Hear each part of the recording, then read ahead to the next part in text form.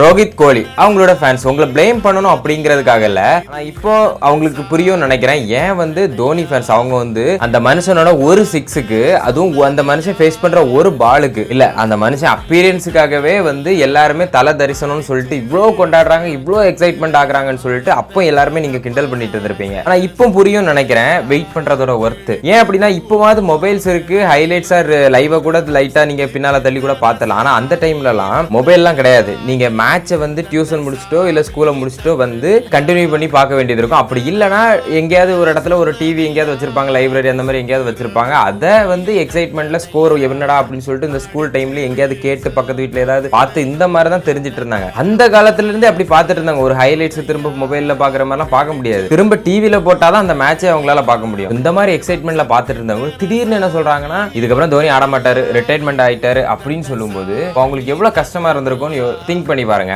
365 days wait பண்ணி ஒருத்தங்க இந்த மேட்சை பாக்குறாங்கன்னா அவங்களுக்கு எப்படி இருக்கும். அதனால தான் இந்த எக்ஸைட்மெண்ட் அவங்களுக்கு. ஒரு பால் அவர் வந்து நின்னாலே போதும், ஒரு 6 அடிச்சாலே அவ்வளவு கொண்டாடினாங்க. ஐ திங்க் இதுக்கப்புறம் அதை யாரும் ட்ரோல் பண்ண மாட்டாங்கன்னு நினைக்கிறேன். ஏன்னா அவங்களுக்கு அதே same kind of blood, same blood why blood அப்படின்னு சொல்லுவாங்கல்ல, இந்த மாதிரி வந்திருக்குல்ல. அவங்கள சொல்லி தப்பு இல்லை. ஏன்னா எதனாலுமே நமக்கு வரும்போது அந்த வலி தெரியும்னு சொல்லுவாங்கல்ல, அதனாலதான் நம்ம கூட அவங்களும் சேர்ந்து டிராவல் பண்ணுவாங்கன்னு நினைக்கிறேன்.